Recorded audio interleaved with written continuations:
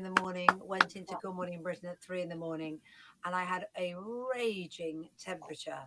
I felt dizzy. I felt sick. It was clear to the producers there that I couldn't broadcast. I was rushed to hospital, and they treated me for suspected meningitis. Thankfully, it wasn't. It was just a virus. Well, now we're dealing with another virus, and a virus that is a huge threat to our country. And we can Change it all over, do our Luke. bit. We can socially isolate. We can work from home where we can. We can make sure we keep away for those that we love that are vulnerable. And we could also thank the people that are on the front line fighting for us, the NHS staff, the men and the women, from porters to surgeons to everybody involved. I'd also like to clap the pharmacists too, and the people who are on the reception who are trying to deal with the situation. But we can come together and we can applaud at 8 o'clock, throw open our windows, however isolated we are, and unite to thank the NHS staff. There you go, ladies and gentlemen. I hope you all took part in the round of applause. Been a funny one again this evening. The world has gone obviously copiously mad. It's nothing that we can do about that in any way, shape, or form. Sadly, it is the way of the world at the moment. Join with us and the whole nation. Somebody's still talking in the background. Anyway, yeah, the world's gone completely mad, as we know. It's nothing that we can do. All we can do is stay in. We can look after ourselves. We can look after our friends and family. The coronavirus is taking over not just the UK, but it's taken over the world. And that round of applause, which I've got the window open in my office. The round of applause was to all the NHS workers throughout the UK. In fact, all the workers throughout the world, medical workers, and somebody who's getting very undervalued, or a section of people who are getting very underappreciated by a lot of areas, is that of the care industry also. You know, you've got a lot of people, nurses and care people who work in nursing homes and places like that throughout the country. So this is also to them on my behalf, a round of applause to each and every one of you. Now, unfortunately, tonight we were obviously hoping to run the podcast at the same time. I've done a brief introduction on the podcast. Unfortunately, we're unable to run the podcast tonight. We had everything. I got it all up and running.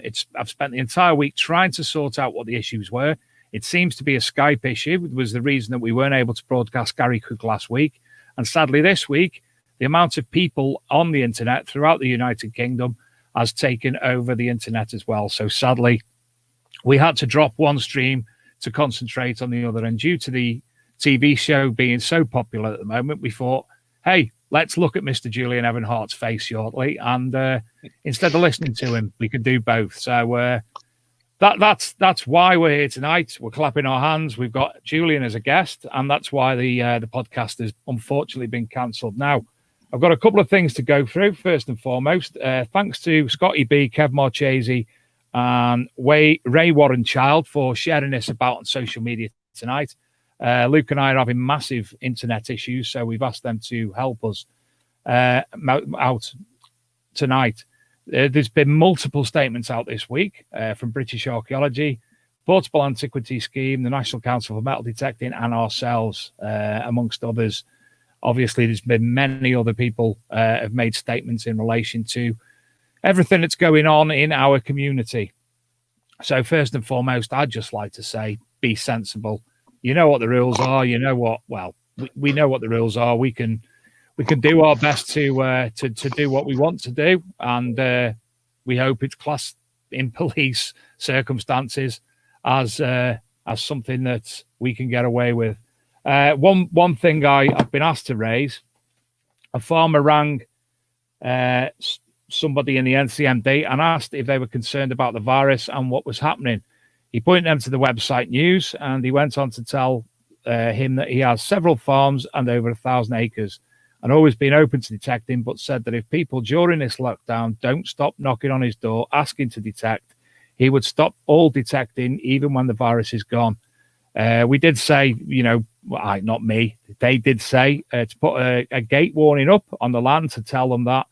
But this gentleman also writes for the National Farmers Union magazine and sits on a farmers committee and he would make it known, in his words, that detectorists are going against the government lockdown.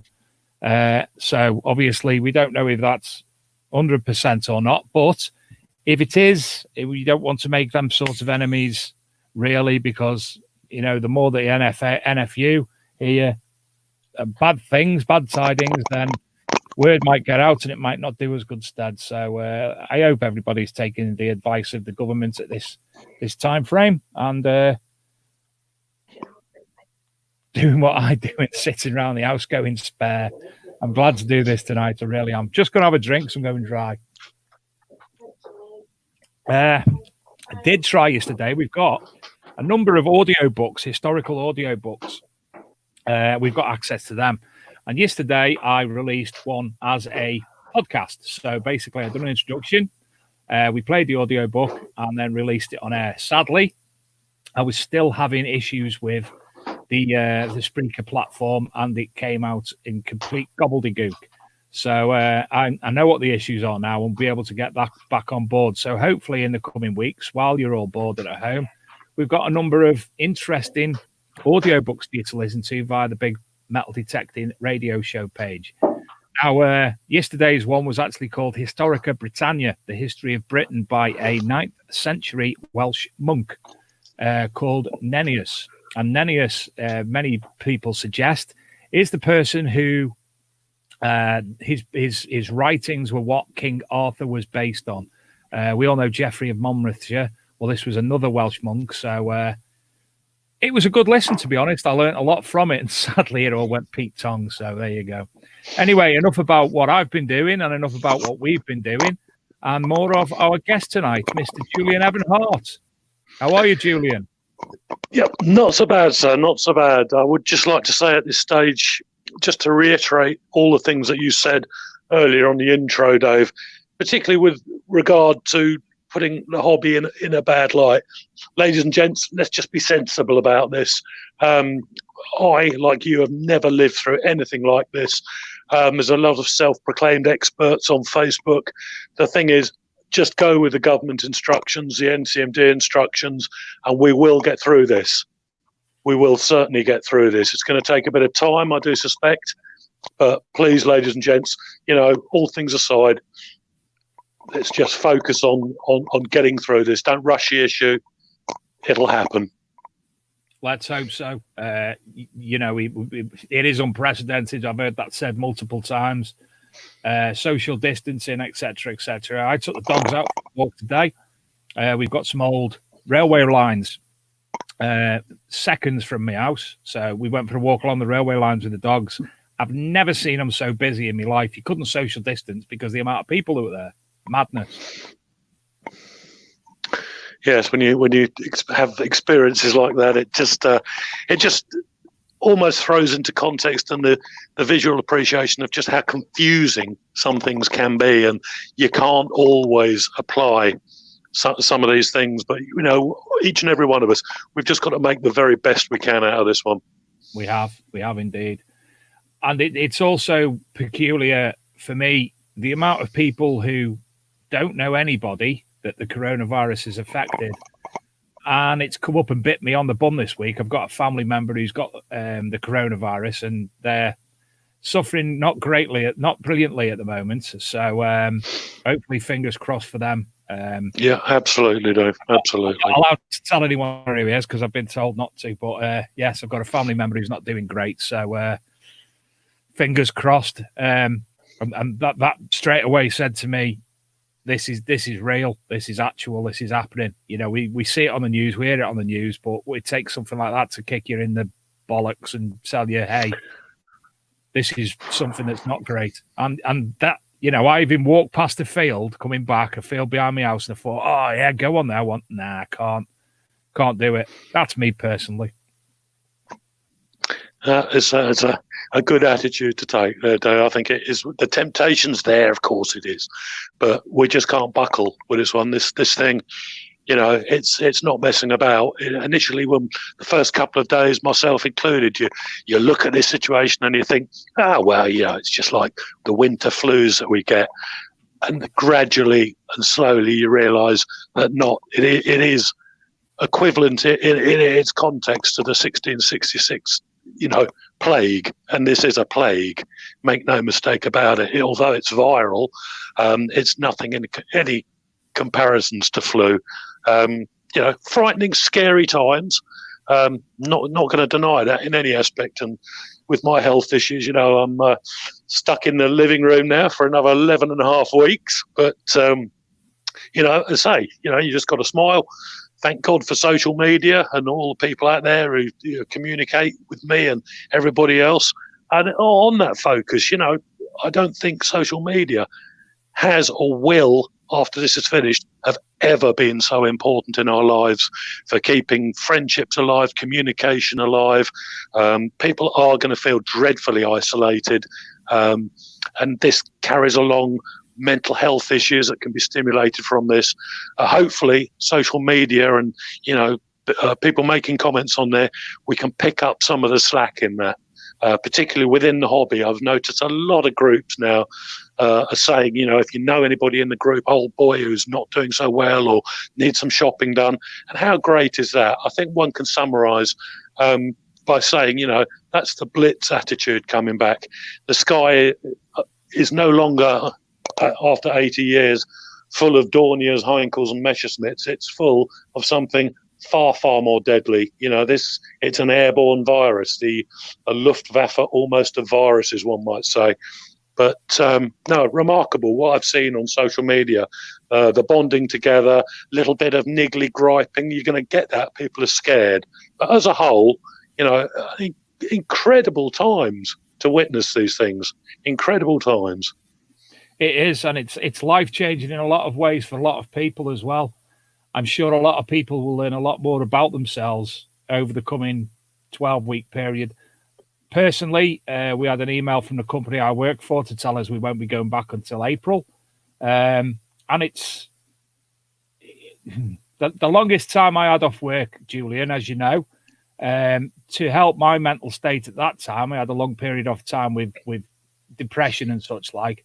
To help myself, I launched the Archaeology and Metal Detecting magazine.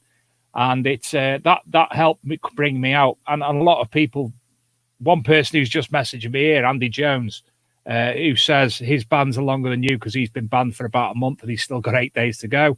And hello to everybody in the Metal Detecting and Beyond group. But Andy, at the very, very start, helped me out with the launch of the magazine, giving me some pointers here and there, what have you. And I've seen myself go downhill, but I've now got something to concentrate on, being the magazine, being the ArchMD Mag YouTube channel, the website, the updates every day, and the same with you. I'm sure it's, well, I know you'll get far more people sending fines to you to yeah, I mean, in my job, I carry, I think the way I look at it, sort of a great honour and a great privilege to not only see what British and European metal detectorists find, but many of these people who submitted for the magazine over the years have now become good friends. I, like yourself, we meet through the hobby.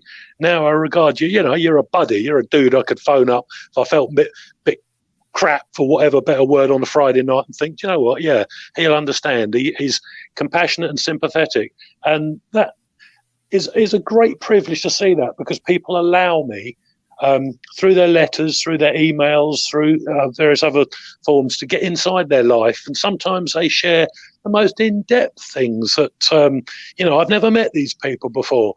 But since I've had the job 4 years now, I've become increasingly aware on how beneficial getting out, metal detecting, research, buying the books, everything, getting really into the hobby. I've had letters from soldiers who've lost limbs, people who have had horrendous things happen to them in their lives. Alcoholism recovery, drug abuse, everything. But they're all, it's a melting pot of a hobby, much same, one might say, as other hobbies. But I've seen things in metal detecting and from people who participate that probably a lot of people haven't seen, apart from the people themselves. And, this hobby, although I'm bound to be biased on it and I sing its praises, but I had no idea how therapeutically beneficial to a huge variety of people in our society this hobby is.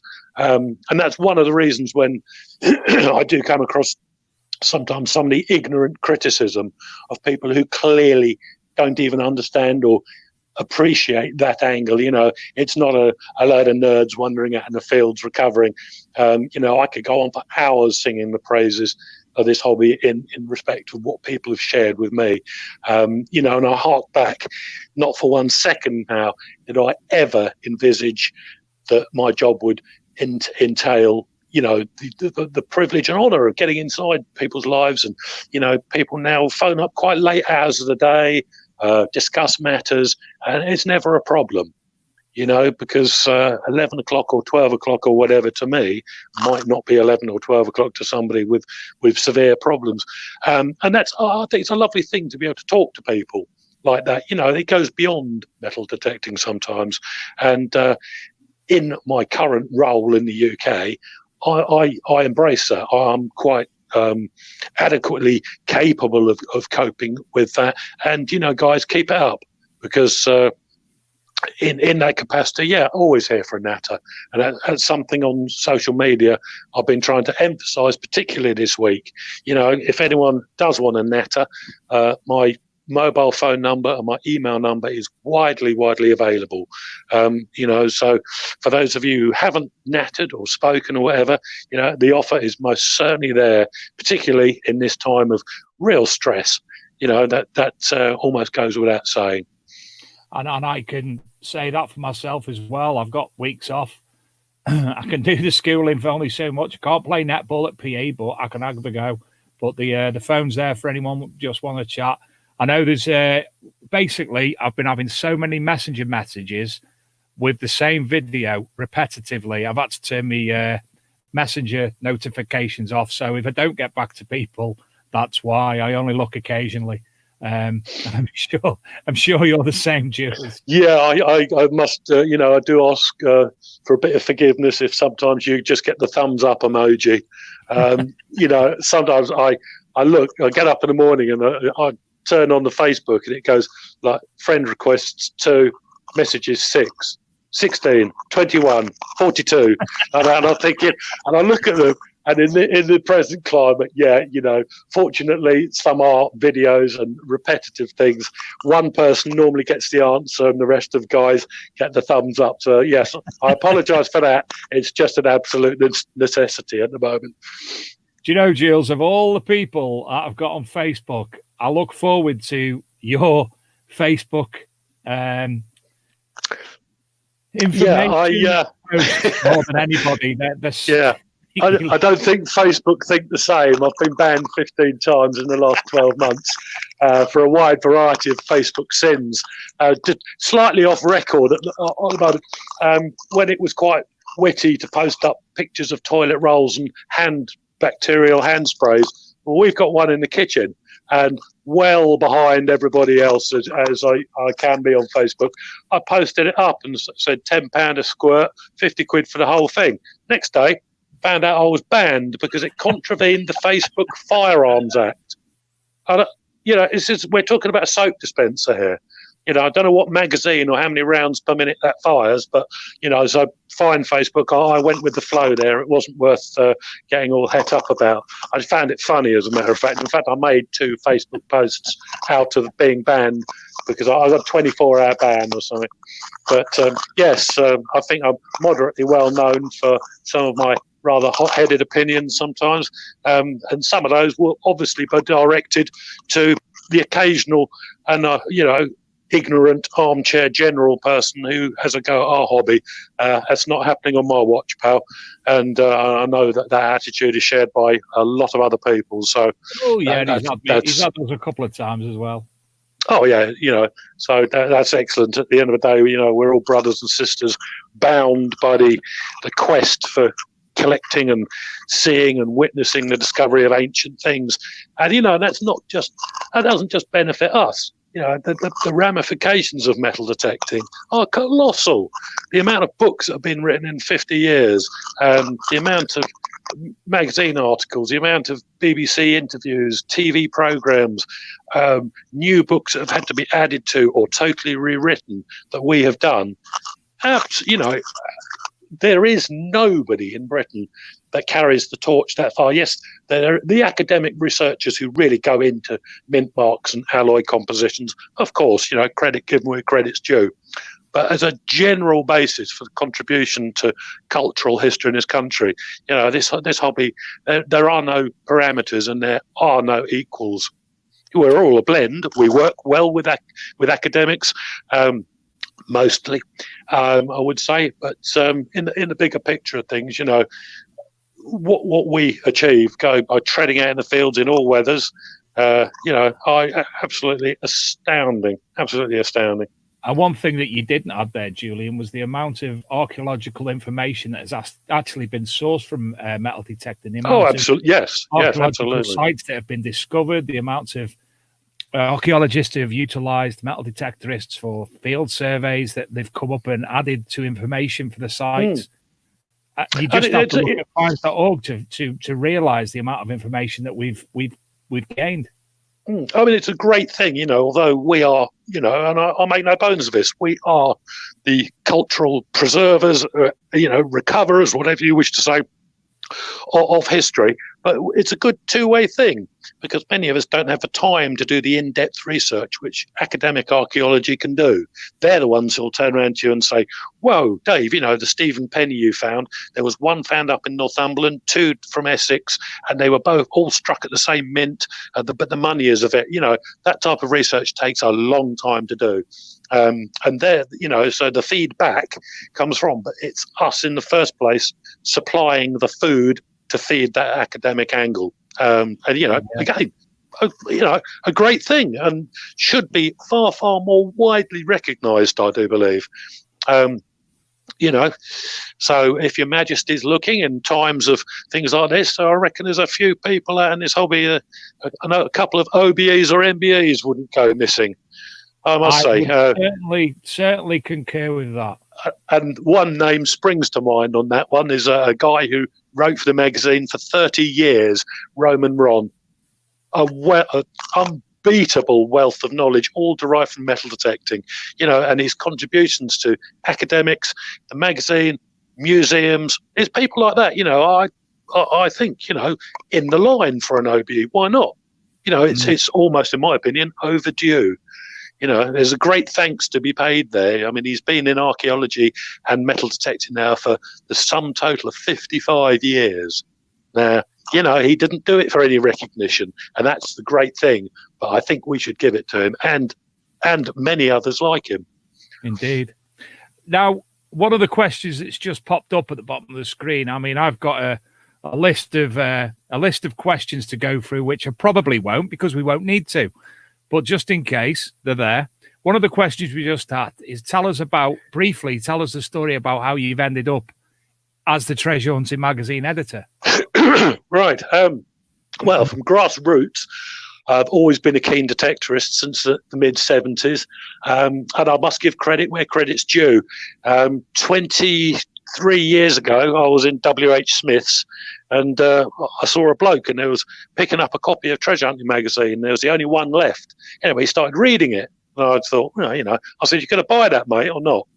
And he looked at me as if slightly in disdain. And he said, well, he said, "There's only one left. Do you do this?" I think we got talking. It was, of course, Dave Stuckey, who's turned into a lifelong good mate, although we take the rib out of each other all the time. And he turned around and he said, "Oh, I'll write for the mag." And I thought, write for a magazine? Never even considered doing such a thing. And I thought, well, if he can, I can. Put my first submission in, didn't hear anything for about 3 months. Then a brown paper envelope came through the door one Saturday morning. I picked it up and there was a copy of Treasure Hunting in it. And my first thought was, nice, but why has somebody know I'm a detectorist? Who sent me this? Anyway, I looked inside. It was my first ever published article, and I think, if I remember rightly, even a small tear might have crept into my eye. First time I'd ever been published. And I think 600 magazine articles later, I had a phone call from Dan, and he said, "Are you free at lunchtime?" This was about 4 years ago. I said, "Yeah, certainly." Anyway, cut a long story short, he offered me the job, and I was just absolutely gobsmacked. I thought to myself, as I often do, I'm quite interested in time and standing in places, and I thought, when I put pen to paper, and it really was with solid photographs in those days, there were no digital cameras. You had to take your photos, pay your 12 quid in Boots, check them out. They were all rubbish. Get the bus home, take them again, go back down to Boots. And it was really like that. And I thought to myself, I've come all the way from that. And now I is the editor. And I thought, it's in 4 years now, it's a fantastic honour. It's sometimes, I'm quite gobby most of the time. And when I think about it and I put it in context, it's difficult for me to describe the sort of the thanks that I owe to Dan, my boss. One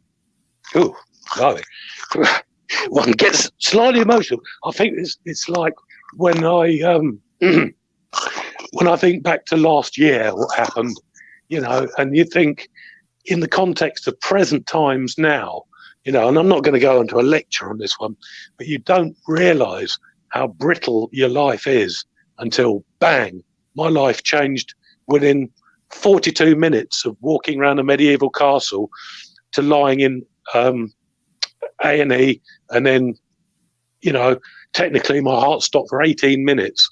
And, it's things like this. That was now 10 months ago, and amazing. To think that now everybody I know is under that same type of pressure. So, and again, I make no apologies for showing the emotion there. Love the magazine, love the hobby, absolutely fantastic. The magazine, I think, altered my life when I suddenly became in charge of processing everybody else's work from all over the UK. That in itself, again, I say, an amazing honour to be able to do that. And I can honestly say, that 99.999%, I think, of all the work that's been submitted in the last 4 years, we've published, because we maintain that sort of thing. Nobody's standard of English is all the same. My spelling is absolutely atrocious like that. But with modern day technology, we can put everything right. And I hold the epithet up as editor. If you can take half hour or an hour to put something down and write to me, then I can damn well take the time to get it published for you. And that's the sort of spirit of the magazine, really. But so that's it, really. That's, how I met sort of Dave Stuckey. And I owe Dave as well, really, for pompously telling me that he wrote for the magazine. And of course, I saw red to that, thinking, well, I can bloody do that too. But no, great times, absolutely great times, and hopefully, all being well with everything, it's a job I shall hold for another decade or so. We certainly hope so, definitely. Can I just point out as well that I've got exactly the same bookcase as you? I was looking at it then, looking at your books. Have you? I can't remember where. Yes, it's yes. So, that's there's another one of those. A couple of other, is there? Yeah, I've got about 1, 2, 3, 4 and a load of shelves. So, what got you into metal detecting originally, Jules? Well, I must have been early 70s with my mum to see one of her friends, and this lady came out and she said, and she was like as nutty as a fruitcake. And she came out and she said, I have this new electronic thing for finding metal. And she brought it out and it looked like the old sticker rock handle, with the control box that took about 97 PP3s and, needed a small army of people to carry it. And she said, you can borrow that if you want to. Anyway, I did, found absolutely nothing. But the context was there. And about a year later, I saw a bloke out in the field with a metal detector, and I thought, I was probably, 9. And so it was a case of I was out with my mates, there were 5 of us. Oh, you go over and talk to him. No, you go and ask him if he's found anything. Anyway, I was the annoying little git, who went over and said, oh, mister.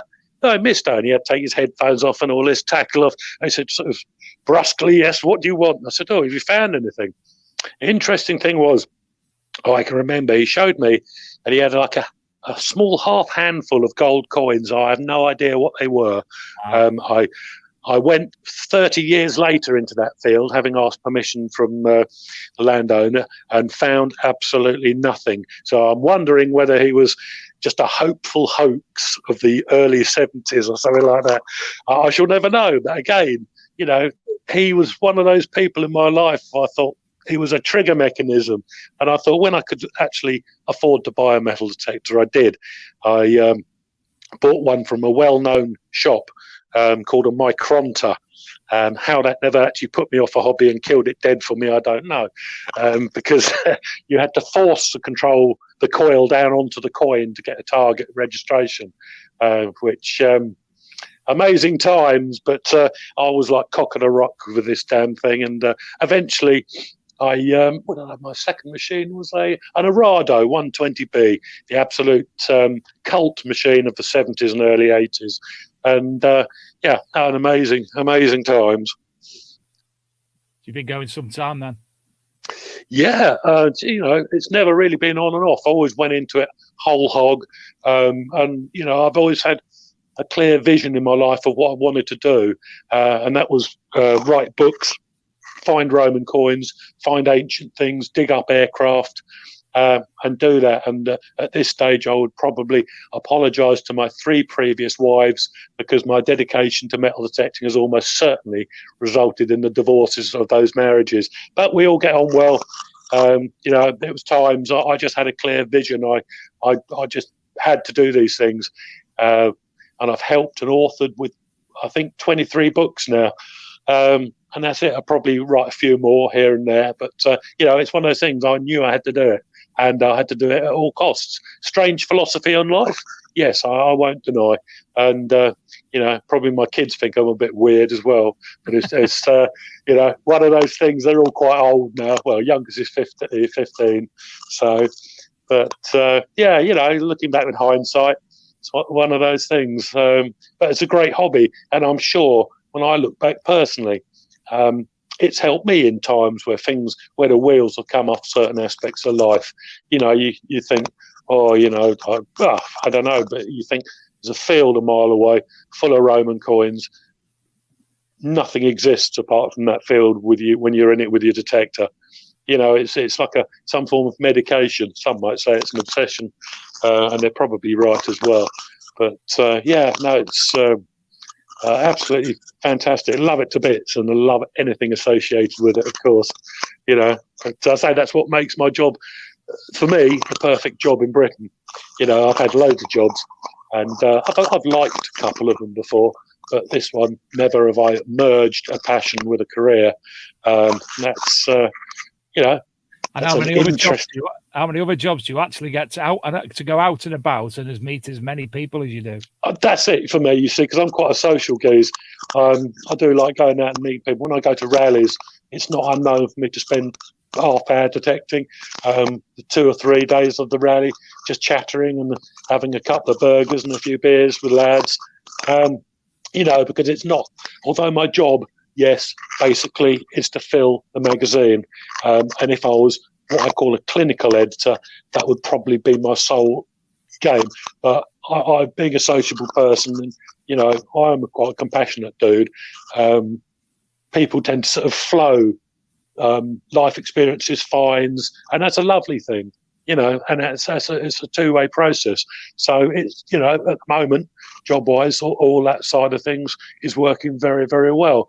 And, I hope that people, when I took over the magazine, it wasn't busted, so I didn't need to mend it. But I knew specifically it had a certain flavour that I wanted to give that magazine. And I hope people have noticed, because it's their contributions and the way I've sort of styled certain things, blended with their contributions, that have made it what it is today. From all the way out in the field to the printer to the geezer that drops it through your letterbox, I look on it as one big team. And it's an amazing process, absolutely amazing process. I've got another message off Andy Jones. Obviously, he can't participate. He said, ask Julian, would he like my Gloster Meteor for his collection?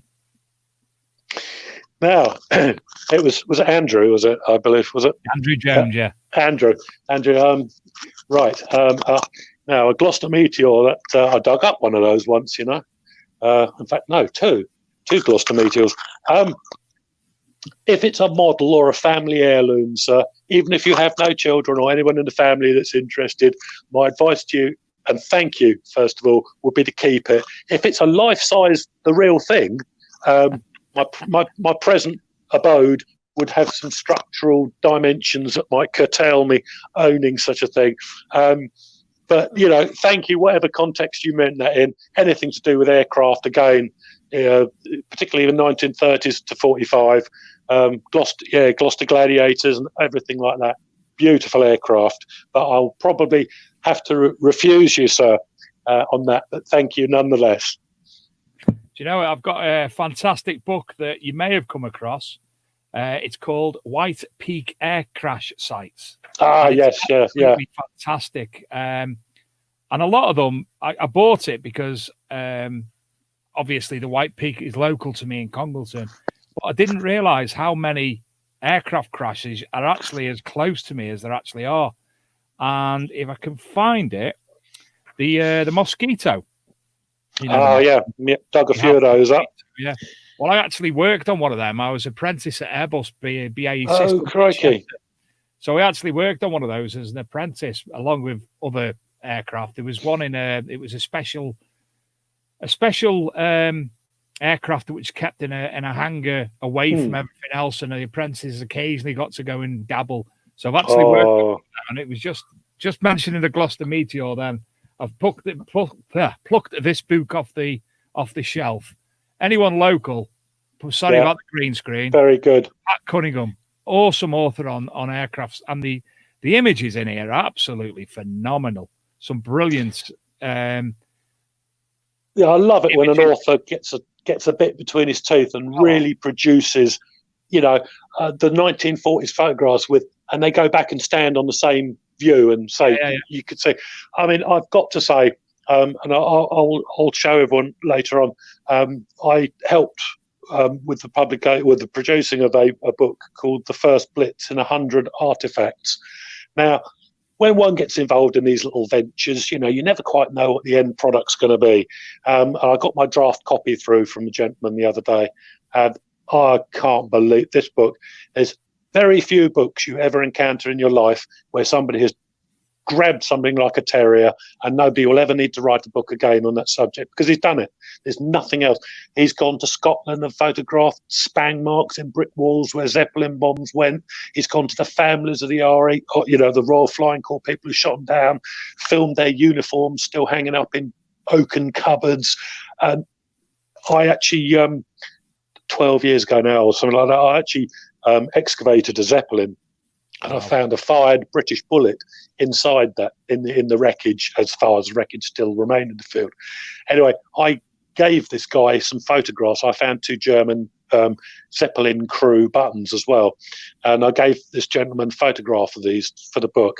And he actually came back, and through his research, he actually was able to tell me who fired that actual bullet. Wow. Now, for me, it's because all the British pilots that went up that night wrote in a diary, accounts register, the type of ammunition they would loaded up into their planes. And this guy was the only one who had the type I found.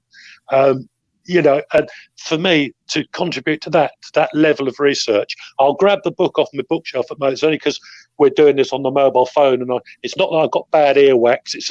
I've got one of those little buddy things in here and I have to keep doing it. But I will show people that book because this author deserves credit. It's a beautiful book, all bits of bombs, bits of artifacts, and it's a metal detecting dream, you know. And it was lovely to be able to put some metal detecting finds right into the focus for the book for him.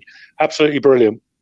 Joe, when I was dabbling in archaeology in the early 2000s, I worked with a gentleman called Mark Ollie. We had him on the All Metal Mode UK show a couple of I think it was early last year we had him on there. And it was Mark who allowed me to come onto his site and be an archaeologist, basically. And we'd done a metal detecting survey, myself and a chap called Steve Parsons. A lot of his finds were actually in the Llangollen Museum in relation to Llanarmon Yal in North Wales. And there was where the site ended, there was a fence and then the next farm. Excuse me. So we were invited to metal detect on the field adjacent, because obviously some of the finds might be in relation to the archaeology of this particular site. And we were told there was a tribute sign somewhere within this field to a crashed aircraft. And it was a Boeing B-29 Washington that went down in Llanarmonial in 1953. And obviously, we're going away, and being an aircraft fitter by trade, I knew what I was picking out the ground. And the amount of rivets that we were bringing up was unbelievable. Archaeological context, they wouldn't been able to do anything metal detecting wise because of the amount of debris from the air crash in the field. And my friend actually pulled up the communications board for the aircraft. So he took that home, and he's got it. Well, I don't know if he's still got it, but he had the radio thing for the aircraft, and that was quite amazing given the site and, you know, everything else that had gone on. And we looked into the history, and, you know, it was just a training exercise that went wrong. Well, that's an amazing thing, because 35 years ago, I got permission to detect outside this wood near Royston, and a Washington had come down in that wood, 1953 again, I believe. And if I remember rightly, it's a bit out of my time zone. I think a Washington is a modified B-29, almost like a tank. Yeah, so anything beyond 1945 were no-go for Jules. But and this guy said, "Oh, you know, there's a few bits in the wood. You know, do you want to go and see if you can find any?" I went in there with no interest at all, really, but I thought I'd had a little pop around. And he came out next week in the Land Rover.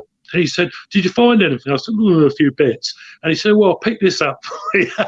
And he had one of the complete, like, mid-upper gun turrets like that. And I mean, this thing was about 4.5 foot long dome of aluminium where the 250 caliber guns had gone. And I had that in the back garden for many years. Another excuse, you see, to get for somebody to divorce me. I'm sure that was. Sure, it was. Yes, every woman should have a Washington B-29 turret in the back garden. Lisa, do you want one? Huh? Can we get Lisa one? Well, we could arrange to get. We've got propellers in the storeroom. There are propellers in the storeroom. I've got a Dornier 217 propeller blade in there, Junkers 88, and large sections of which is quite cool. I've got a B-17 in there, spent a long time looking for it, and then end up getting an invite on this field with a mate of mine who said, "Oh, don't go over in the corner detecting, Jules, B-17 over there." And I thought, "Oh, well, I'm going to have a little look at that." But I was really after Saxon skeets that day. It was a good skeety site. And anyway, I went into the field and found a few 50 caliber bullets, and they were dated 1940. And I thought, well, that's far too early for the general American, you know, coming over here, 42, 43. And it was one of the first lease-len B-17s, and they were pretty poor. Engines were very bad. They weren't good with European moisture levels. And this one stalled about 5,000 feet, lost a wing. I've been looking for this damn thing for ages, found it purely by accident. Then I found out on the internet there was a 2-hour propaganda film made with this particular aircraft, and I found bits. She'd come down in a river. There was quite some substantial bits lying around the trees.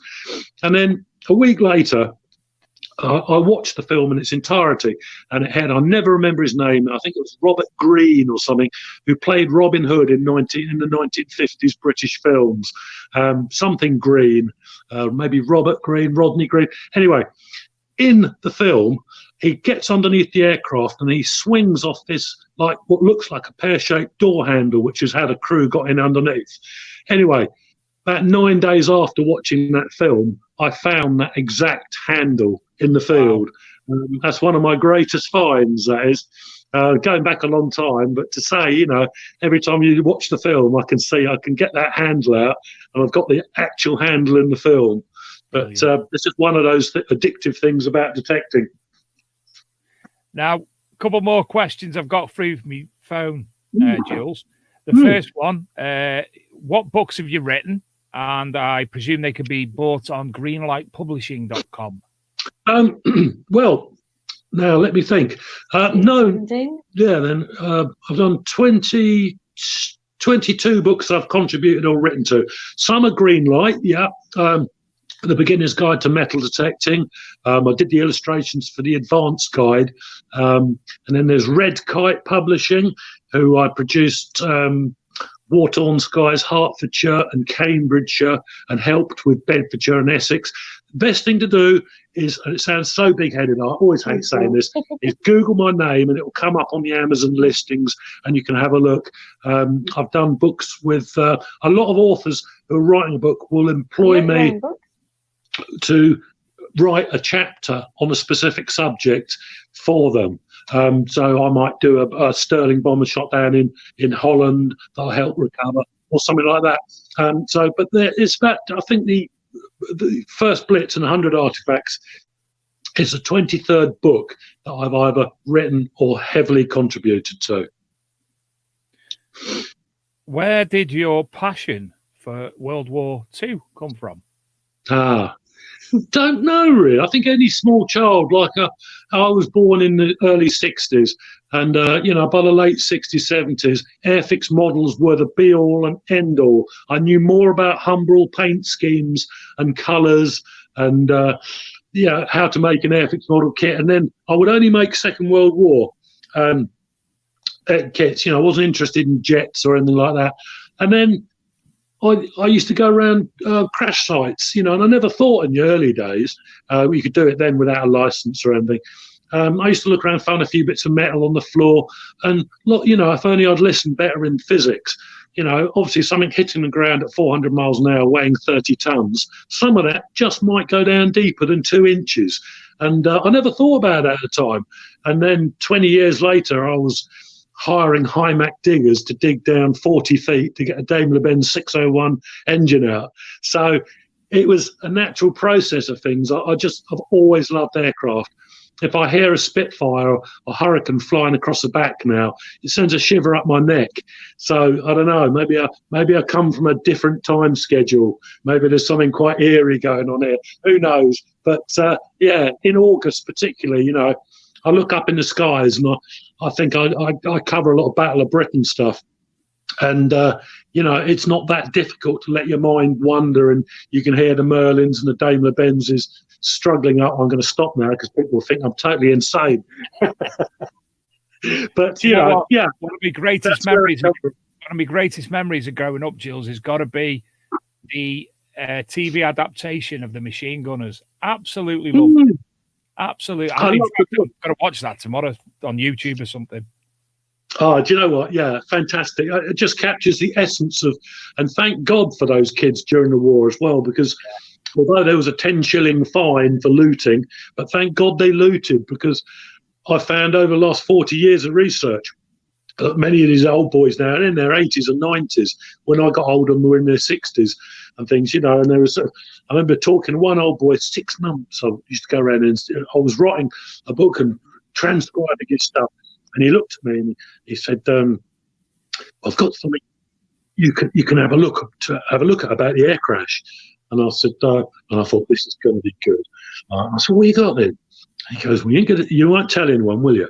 And I said, "But Home Guard have been gone 45 years ago. You get no worries like that." And he had some quite unsavoury bits from this German air crash, covered in blood and bits. But he had medals, Narvik shield, Iron Cross, and a bit of tunic. And as an 8-year-old kid, he'd gone across the field and just taken all these off what was left of one of the bodies. Never told his dad, nothing like that. But and gory times. I mean, children then, at 7 or 8 years old, to see something like that. Gee, gosh almighty. But that's why in my books, when I do the research and they tell me about the gore and the stuff that they saw, I never cut it out. Because if you sterilise history, you're going down a wrong path on that one. Even my mum says, "Oh, Jules, did you really have to put that in there?" And I did, because that little boy saw it and it's indelibly stamped on his mind, and he will die with that memory. Even when I interviewed an old village policeman from 1940, and he was an old boy then, he told me this time when a German came down over the back and smashed the crew to pieces, and he collected them up in a Hessian sack. Didn't tell his missus, put them out in the back garden, and this was August. And he knew that he had like 2 weeks to report it to the coroners and get it all sorted out. Anyway, totally forgot about it. And she came in one day and she said, "Oh, I can't watch." She goes, "What's the matter with the back garden?" She goes, "It's full of flies."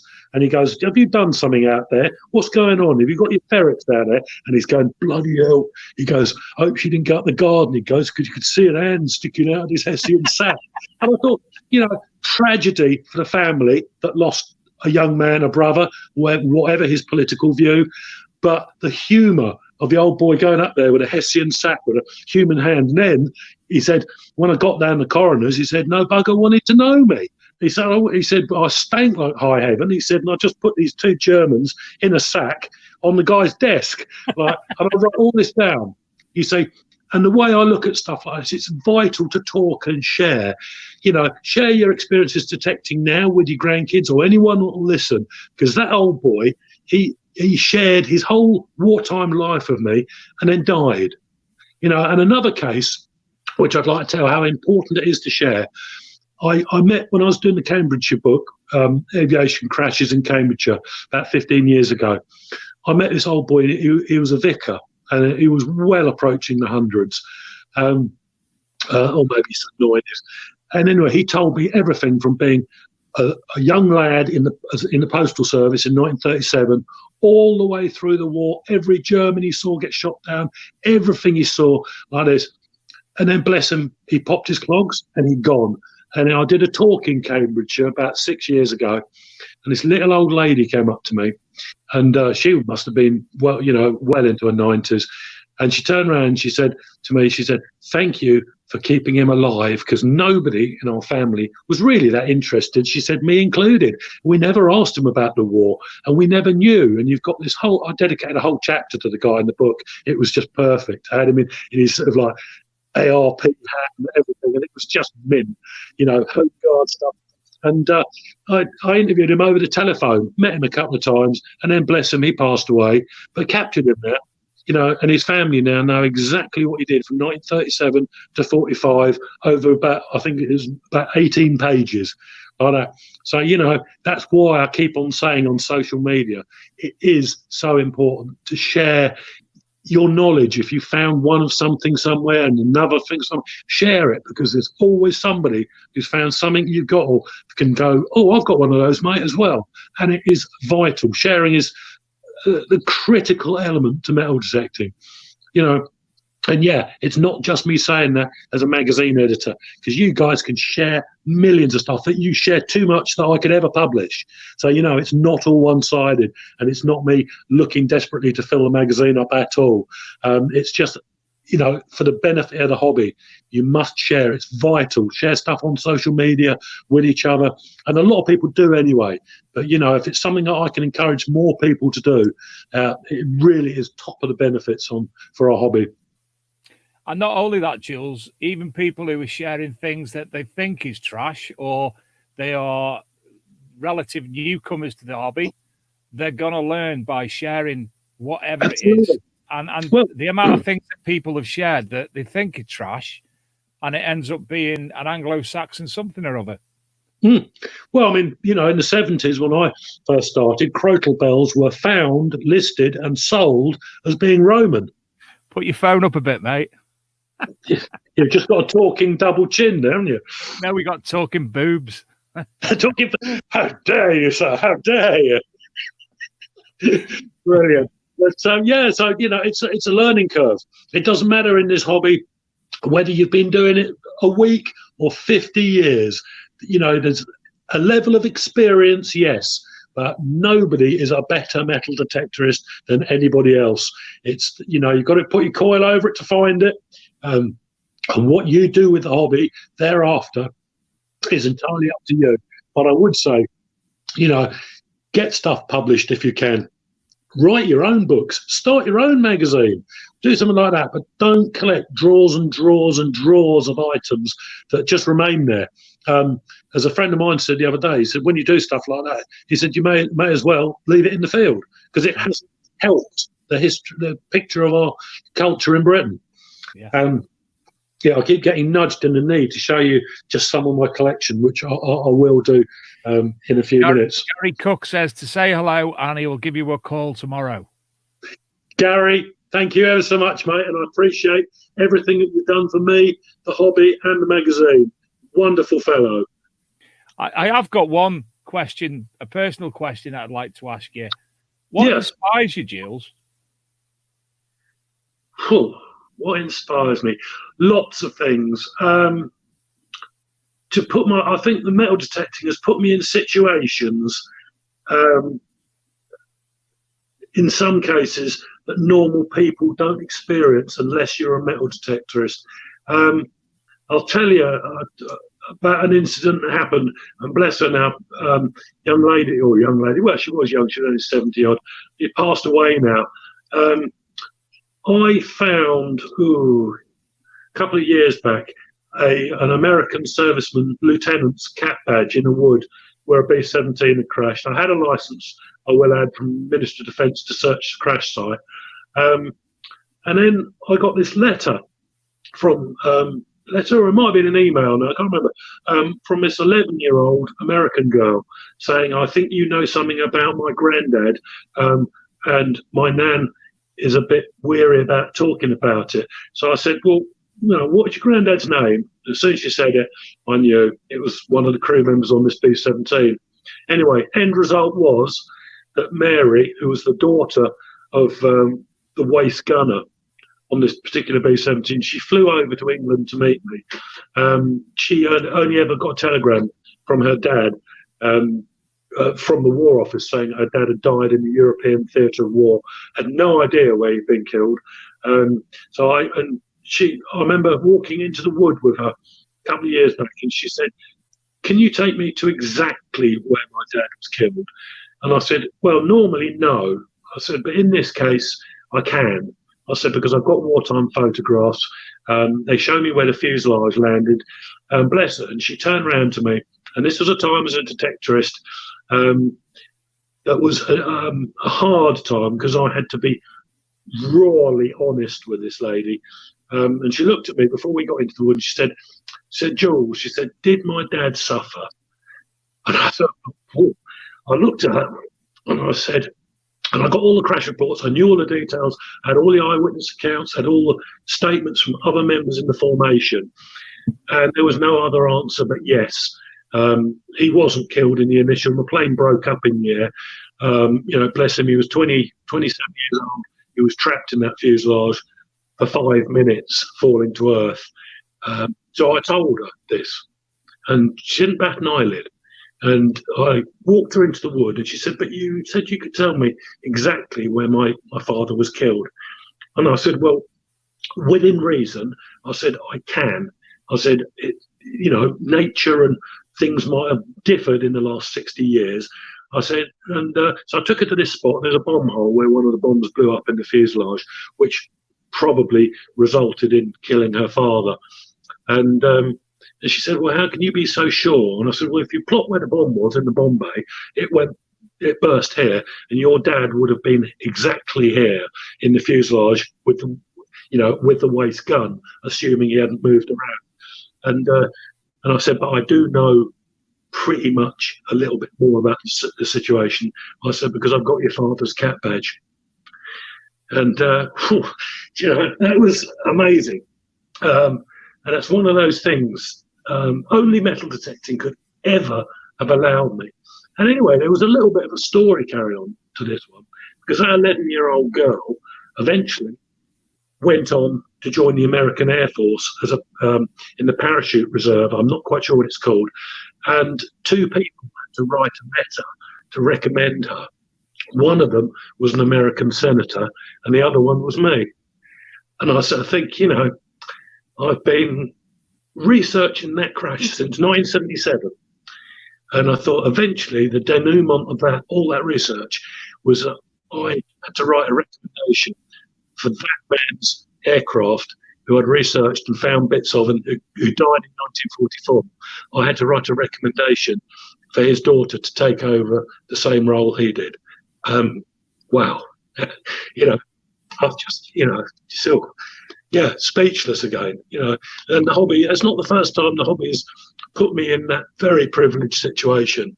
I've returned personal items to quite a few families in America, a couple of families in Germany, and things like that. And from that point of view, it puts the hobby into a more modern rawness, because when you find a Roman brooch, the bloke may have written his name on it, he'd scratched his name, and it makes it that bit personal. But you read things in the mag and see it on Facebook. A farmer said to me, I lost my wedding ring in 1955 and I found it yesterday. Tell me more beauty that you could ever get in a hobby, because I can't think of it. That's the story about the airman. It was an absolute, you heard a lot of stories, but that was fantastic, especially the end product with his granddaughter. Yeah, and you returned the cap badge to the family. Yeah, to do that, I've been involved in quite a few things where we've sent personal items back. Unfortunately, sometimes you can work out personal possession by what the items are. I did a Junkers 88 many years ago and found a navigator's dividers. So it could only belong to the navigator, and I knew who the navigator was. But unfortunately, his family had all died out in 1945. So I've still got them today, and they form one of the prides of place in my collection. It's just there's nobody who's related to that young man to look after them, so I'll do it. Just amazing.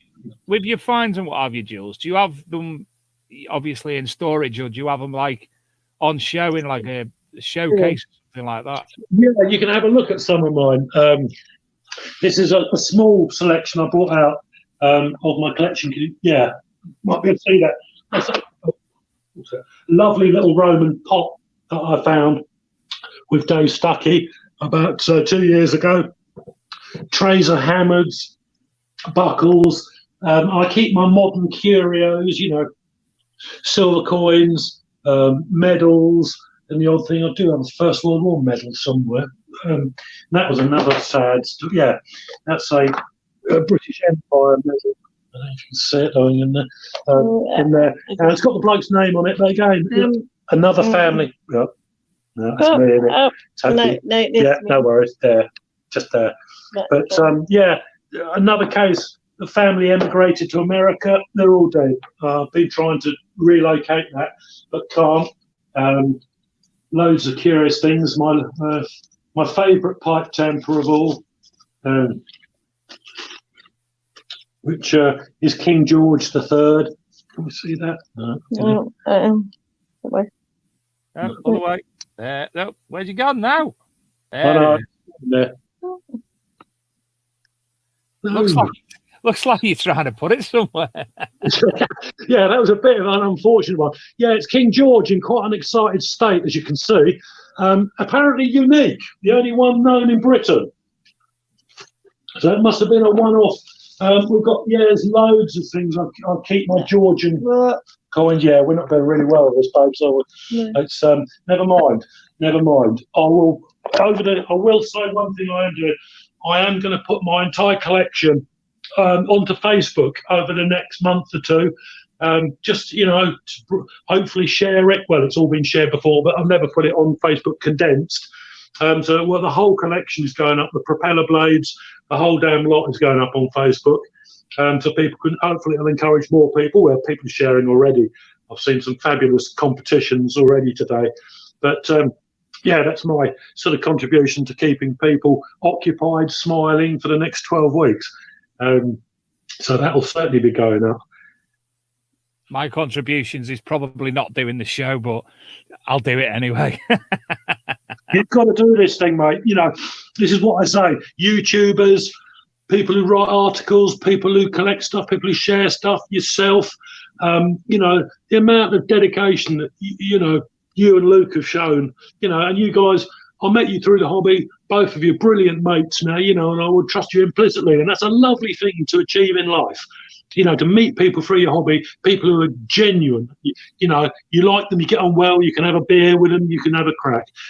That's it. It's just a marvellous thing all round. But, we are looking at it, ladies and gents. we're a damn good bunch of people, I reckon, a damn good bunch. And it helps being such a good bunch in times like the present. Because as I said at the beginning, we are going to get through this. And it's a measure of calibre of people helping each other out. And the amount of stuff I see on social media of people offering help and that, it's the real blitz spirit. And that's something and amazing to witness. And it makes me and Luke very proud, for something that we're just doing, like, oh, Luke, should we try this just to see if it works? Should we Mike's obviously gone, not been able to do it. Should we try doing the podcast instead of him? And people have agreed to come on. And that means so much to us that the likes of yourself do trust us enough to come on and chat to us. As I've said, I take to people like a duck to water, and at my age, I pretty much know now who's a decent fellow, who's a bit of a shyster, and who isn't in the hobby, or anything like that in all walks of life. But you guys, you will always have my support. The service that you provide, the platform for sharing, I could never not support such a quality thing. You are fundamental to the hobby now, and in the next 12 weeks will really show the metal that you guys are made of and what you can produce. Now, brilliant stuff, guys. Brilliant stuff. We appreciate that. I'll speak on behalf of Luke as well. There's no higher appreciation than when something like that comes from yourself, Jules. Me personally, there's nobody else I've got more respect for in the hobby. There's a lot of people I respect, a lot of people I like, but you're right up there. Look at me being all nice. I'm doing like that now. You're all emotional again, young man. You'll get me all emotional. But you know what? I'm not embarrassed to have shown emotion tonight, because that, in retrospect, I've always been quite emotional like that. When I find a Roman ring, I might dwell on it a little bit more than the average person. I might think about it, and then I put it on my finger and I think, God, and I know we all think, oh, who last wore this? But sometimes I'll try and make up a little story about it or come up with a couple of possibilities. And that's what I like, and also try and encourage, and a lot of people do, is when you make a find, as you get older, ponder it, work out all the possibilities, because when that dreaded Alzheimer's or whatever kicks in, things like that are keeping your brain stimulated and thinking, I'm pretty convinced can help defy some of those major aspects of Alzheimer's, or at least stall it for a long term. The more you can keep this up here fresh and curious and pondering and and talking about your passion, I think I think you're well on the way to sort of maintaining a good level of mental health. Do you know, Jules, I'm just looking at some of the comments that people are saying how much they're looking forward to seeing your finds, and it makes me think maybe it'd be an idea to start up your own page, Jules Finds, and catalogue all the imagery on there, so it's all in one place for permanent fixture. Well, what I'll probably do, because I'm a bit of a technophobe, as you well know, and if Lisa had helped me out tonight, we wouldn't be talking. I will probably publish them in bulk on the treasure hunting website, and then either share them to all the other groups like I normally do, or I might put them up on my homepage, but they will be, easily accessible. I mean, we are talking about loads. Thousands. 400 photographs, I would have thought. But, yeah, I mean, I'll do it, and I'll let people well know where it can be sourced to have a look. I mean, I will say almost everything has been in the pages of the magazine in the last 24 years, I think. But, there's young kids out there who won't have those editions, so they're going to come out again. But, right. I'm just got to put my hand in me. Got to put my hand in my special drawer. This is me drawer of magazines. These are my dad's magazines. These were all sort. Right, first one I'm going to pick out. I don't know what it is. Treasure Hunting magazine, March 1983. Wow. It makes me think I might take some photographs of some of the articles, of some of the imagery, and do something not dissimilar myself. And I'd say that to other people as well. If you do have any old finds, any old magazines, or old finds for that matter, obviously we've got the big metal detecting radio and TV show Facebook group, and the Archaeology and Metal Detecting magazine group. If you put any of your finds or your imagery of old magazine articles, please feel free, because I'm sure, especially over the next 12 weeks, people are going to be definitely wanting to see this. Now, this one takes my breath away a little bit. In the 1950s, the Daily Mirror buried a load of metal tokens on the beach in Margate. And if you can see that, check them out. Oh, gosh. Oh, marvellous. And there's the article, Daily Mirror Treasure Hunt. I love things like that, when you can put it into context. They're all found. Oh, yeah. This is Treasure Hunting magazine, 1983. I'll take a photograph of that. And I'd love to see, Joe. I love stuff like that. There was, I could put an appeal out now. I had an email a long time ago, long my database has long been cleared, from a gentleman who, in 1968, he watched a Doctor Who film being shot in this field, and there was these strange Martians that had big medallions on chains around their necks. Anyway, about 2 years ago, this guy was out detecting, and he found one. Wow! I mean, he got the Doctor Who photographs from the 60s, and he goes, "Look, I got one of these." And then for some reason, he just disappeared. I don't know, bless him, whether he passed away or whatever. But if you're out there, sir, I would still be fascinatingly to publish your article on that. It was one of those things that you just, I love the you think of Doctor Who. I can remember that episode in 1968, those things that terrified me, that made me look behind the sofa at them. And now, nearly 60 years old, I can see a bloke who's found one of the medals. I mean, what a timeline. I love stuff like that. I love timelines, where you go back to historical places and maybe make metal detecting finds related to the history or a specific battle. Absolutely, unbeatable stuff. But yeah, anything to do, like Daily Mail. Another thing springs to mind to me. About 2 years ago, had a gentleman wrote to me who got metal detecting permission in the house where he was born. So he went back there and he found all the dinky toys that he'd lost and could remember from the 1950s. I mean, that to me is metal detecting in a lovely, it's modern stuff. But, if you and I found that dinky toy, it might not be that interesting there. But imagine the feeling you thought, I haven't seen that for 60 years, and he probably never thought he would do. But yeah, when my mum passed away last year, I actually got my cub hat and neckerchief with the leather woggle I had, because I was a senior sixer. And it was great to be able to hand that down to my son, who's at Beavers. So he took it into Beavers for show and tell. And that was only clearing my mum's house out that we found that. Here's another, look at this one, Jules. The restoration of a spoon. I tell you what, never has the word restoration been so qualified. The restoration of a spoon.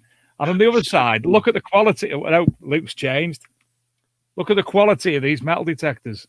Oh, I know, like candy stick handle. $59.95. I know. But mind you, it was 83. That was pretty much equivalent to a week's wages then, wasn't it? If not more. I was still in primary school. We're showing our age difference now. Yes. Let me see what other questions we've got hanging around anyway. So, of your abundance of finds, what would be your personal favourite? Whoa. Actually, do you know what? I have quite a few, and they range from bits of Spitfire, bits of Messerschmitt, but the one that most impacted me, and I think people know what this one is. I was travelling with Dave about 3 years ago, and we were talking about a specific coin, number 2 in Spinks. We always talked about it. I had a few mates who found rather poor examples, and half an hour later, I was actually holding the coin, and it's this one. I'll try and show people. It's been all over Facebook. There's probably 3 people left in Britain who've never seen it, but it's my Gala Belgic gold status, the size of a 10 pence. It's probably difficult. No, it's not really very good in the lighting there. You can catch the angle there. That really took my breath away. But it's quite funny, really, because it emphasised another angle that we all have our favourite finds. And funny enough, when I found it, I was pleased, but it wasn't in my top 10 things to find. So, I really wanted a big chunky gold Q-Nobel instator, and it sounds really spoilt, but the big Gala Belgic, it's a considerably valuable coin. It just doesn't float my boat. It does from the aspect of finding it, if you see what I mean. But now I've got it, well, I want a Q-Nobel in one. So what are the top 10? Yeah, we all have, I think, our sort of top 10 of what you want to find bucket list thing. And if it's not on your bucket list and you find it, it could be beautiful, but sometimes it just, it's just one of those things. It's a beautiful coin, and I think it's my 14th, I think, gold coin since I started detecting. But yeah, no, it just doesn't. I love it. Don't get me wrong, I love it, but it doesn't float my boat. But us detectorists never bloody happy, are we? So, of all the ones of your top 10, that's it. Always whinging. Of your top 10 that you want, give me a few ideas in there. Top 10. No, you'd have to do 10, but your bucket list. Option. Yeah, I probably couldn't do 10 because I've just got something else. It's I think probably. This is really weird because it's not in my finds. Are things which aren't metal. This I dug up a Dambuster Lancaster, complete, having some of the families attended, and some of you may know of Johnny Johnson, who dropped the bomb on the Zorpa Dam in the Dambusters raid. Well, I dug up Johnny's plane in France, along with a gentleman called Simon Parry, who was a good friend of mine. And Johnny attended the dig, and we found part of the plexiglass structure that Johnny looked through at that precise time when he released the bouncing bomb. And that's a small section of it, and Johnny signed it for me.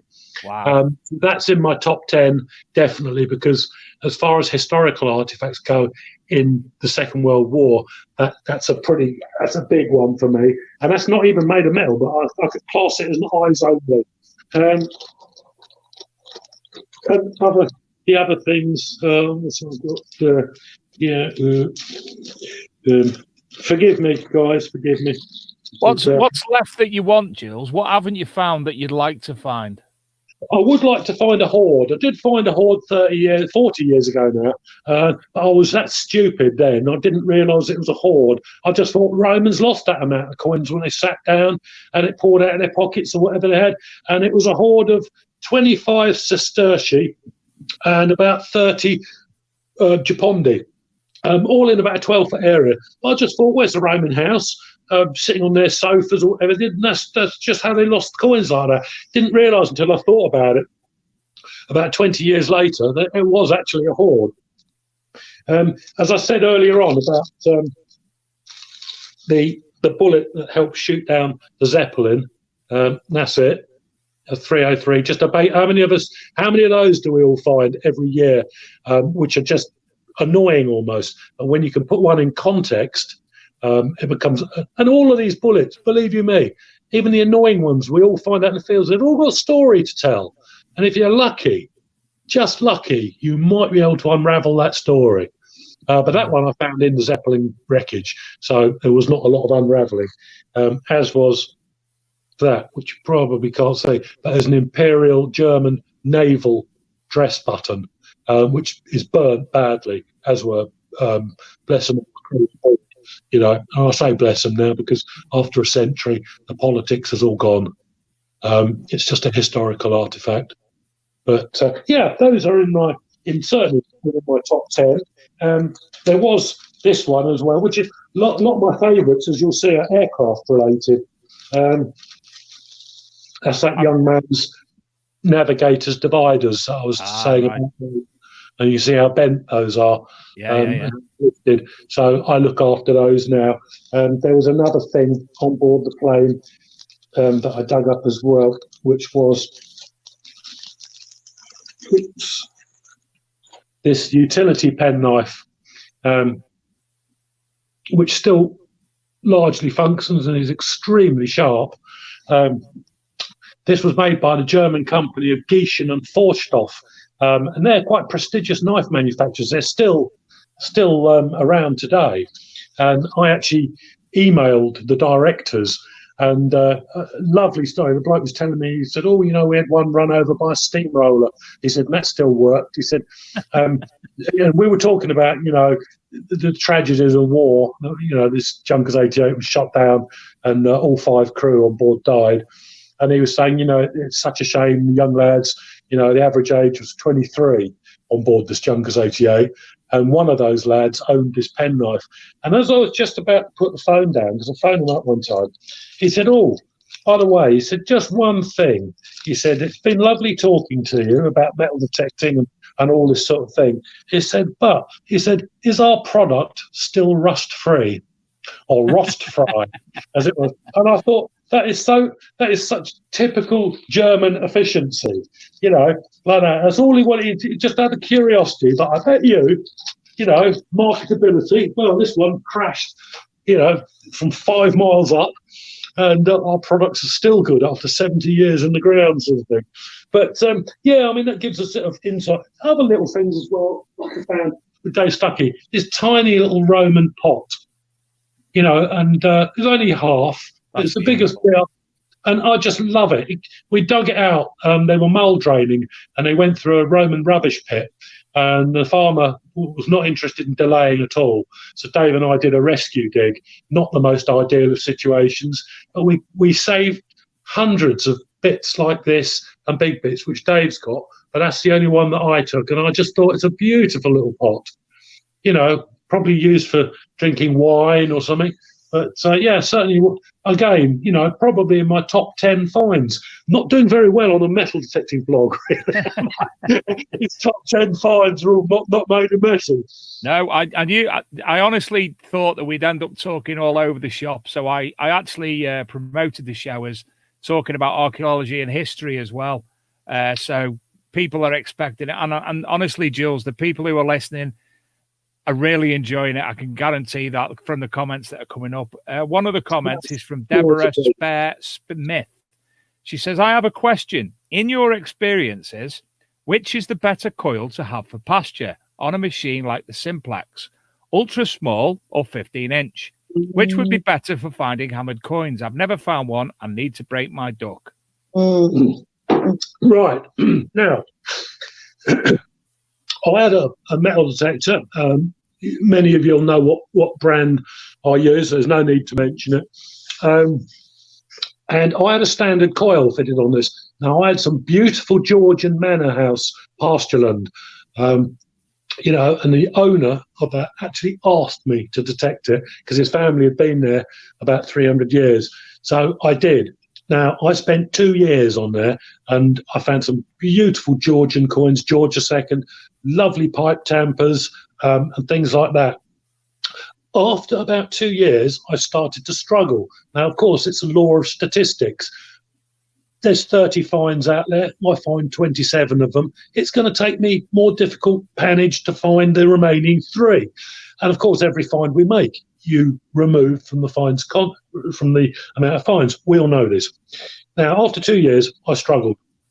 After a month, my coin fines rate had gone down from, let's say, 15 to 20 quality Georgian coins a day to probably 1 in 10 hours.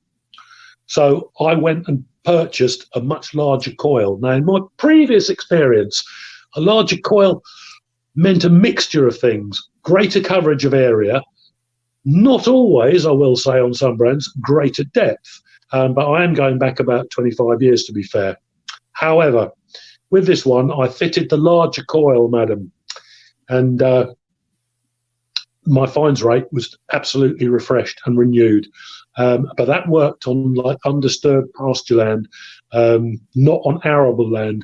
I obviously, I thought when I fitted this coil on, it did prove to me, probably for the first time ever, that I was getting greater coverage and greater depth.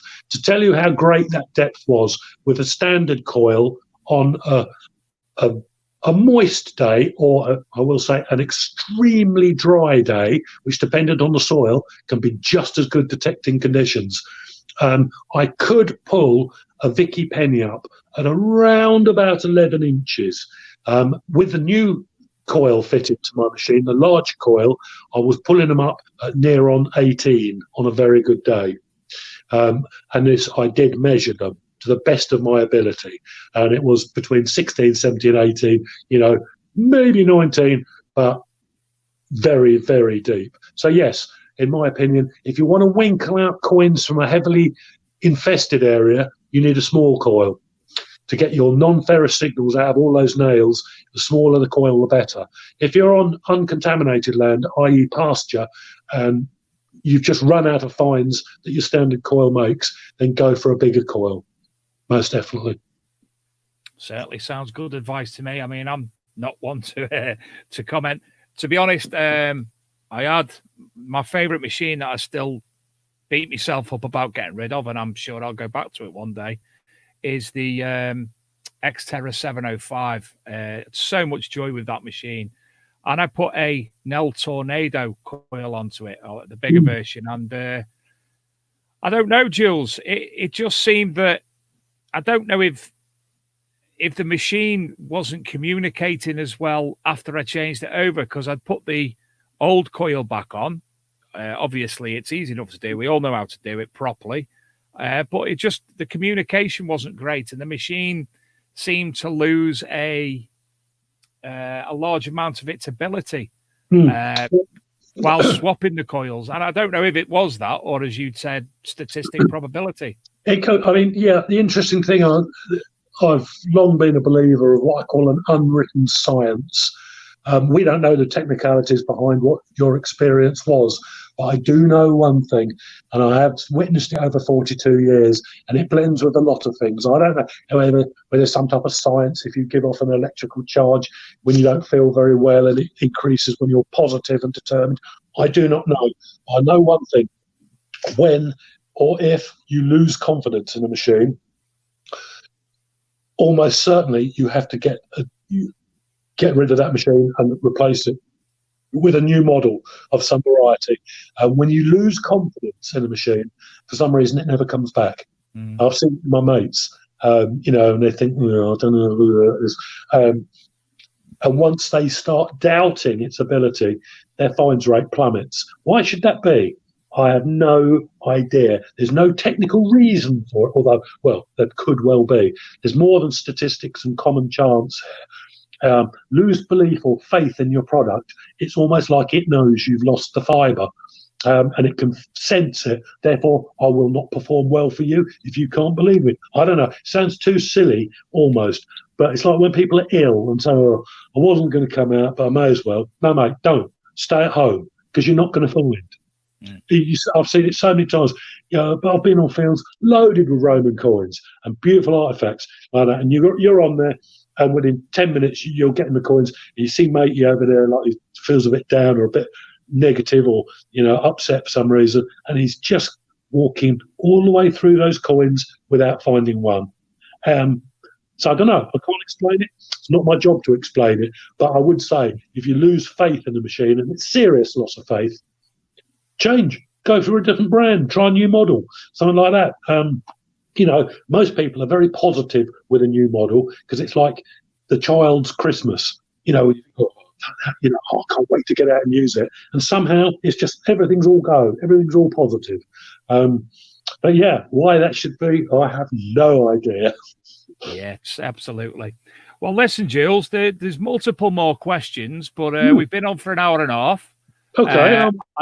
We'd love to get you back. We obviously know now what to do properly. We've got it all sussed.